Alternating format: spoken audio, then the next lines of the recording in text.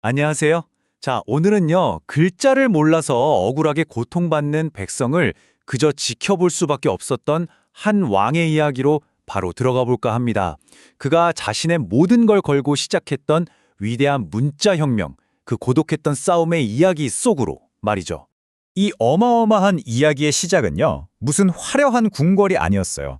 바로 한 평범한 백성이 겪어야 했던 끔찍한 불의, 그리고 그걸 지켜봐야만 했던 한 왕의 깊은 고뇌, 바로 거기서부터 시작됩니다.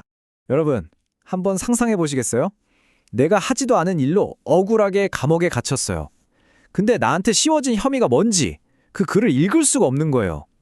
내 무죄를 주장하고 싶어도 글을 단 한 자도 쓸 수가 없고요. 그 막막함, 그 절망감 어떠실 것 같으세요? 이게 그냥 상상이 아니었습니다. 1428년 진주에서 실제로 이런 일이 있었거든요. 한 남성이 아버지를 살해했다는 정말 끔찍한 혐의를 받았는데 정작 본인은 글을 몰라서 자기한테 어떤 죄가 씌워졌는지조차 몰랐다는 거죠. 이 사건은 당시 왕이었던 세종에게 15세기 조선의 너무나도 뼈아픈 현실을 그냥 직시하게 만든 겁니다. 아, 글을 모르면 정의도 없구나 하고 말이죠. 그런데 세종은요, 여기서 그냥 그 남성을 벌 주고 끝내지 않았습니다.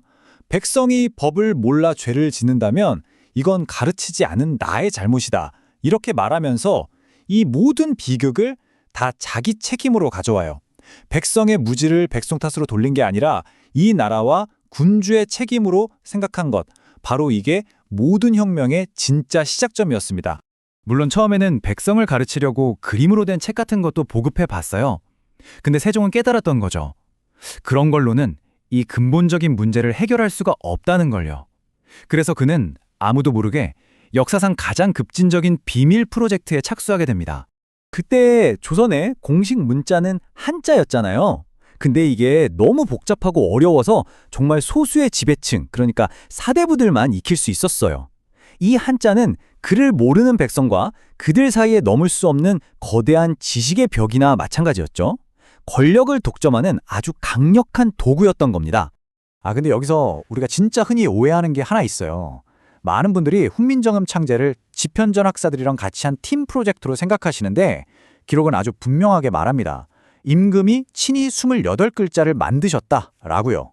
네, 당뇨합병증으로 시력을 거의 잃어가던 그 극심한 고통 속에서 왕이 정말 홀로 감당해낸 고독한 창조의 결과물이었던 거예요. 그리고 그 위대한 결과물의 이름, 훈민정음에 세종의 모든 뜻이 담겨 있습니다.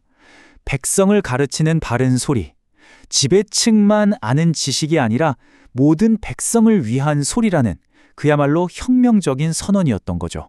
자, 그러면 대체 어떻게 정말 아무것도 없는 상태에서 완전히 새로운 글자 체계를 만들어낼 수 있었을까요?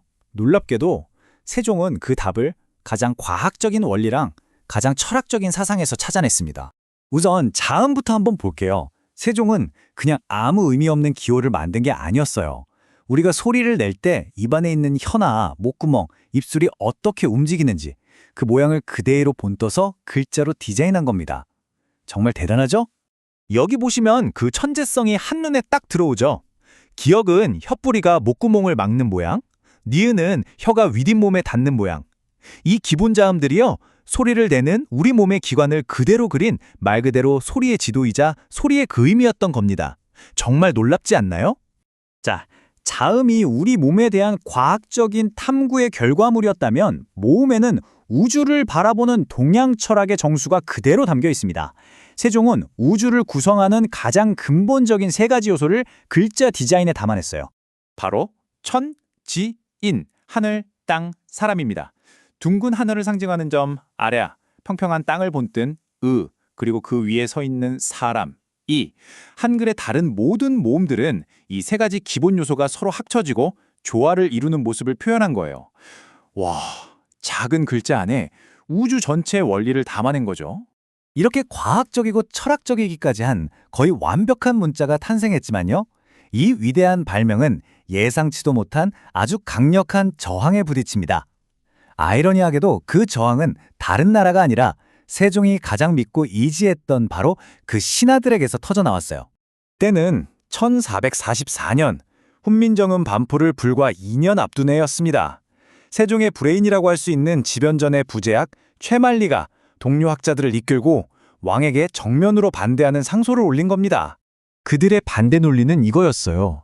아니, 전하, 중국의 위대한 문자인 한자를 버리고 우리만의 글자를 만드는 건 스스로 오랑캐가 되겠다는 것이고 문명세계의 질서를 어지럽히는 겁니다. 한마디로 새 글자는 중국에 대한 사대의 의무를 저버리는 거라는 주장이었죠. 뭐 그 속에는 지식 독점을 통해 기득권을 지키려는 의도도 숨어 있었겠지만요. 하지만 세종은 물러서지 않고 그들의 논리적인 모순을 정확하게 꿰뚫어 반박합니다.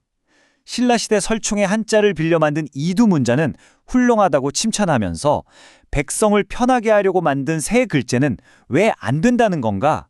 그대들이 말하는 도리가 대체 무엇인가? 라면서 이 논쟁의 중심을 다시 백성에게로 확 가져온 겁니다.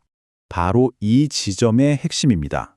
이 싸움은 그냥 어떤 글자를 쓸 거냐 하는 단순한 논쟁이 아니었어요.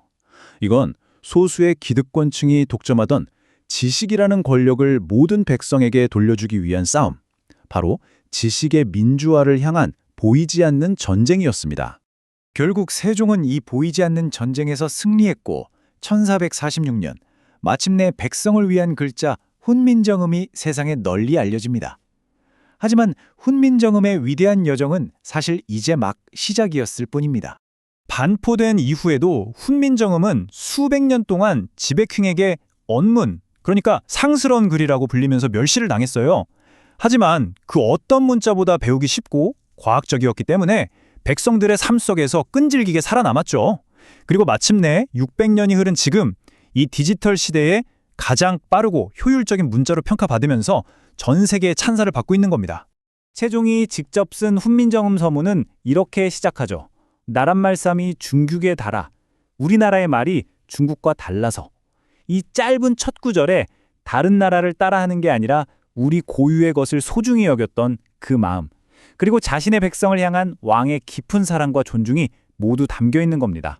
우리가 지금 이 순간에도 너무나 당연하게 메시지를 보내고 책을 읽고 내 생각을 표현하는 이 모든 것들, 이게 바로 600년 전 한 위대한 지도자가 자신의 모든 것을 걸고 지켜낸 놀라운 비전의 결과물입니다. 오늘 여러분이 쓰고 계시는 이 한글은 어떤 의미인가요? 그저 편리한 소통의 도구인가요? 아니면 백성을 향한 한 왕의 그 뜨거운 마음이 담긴 위대한 유산인가요?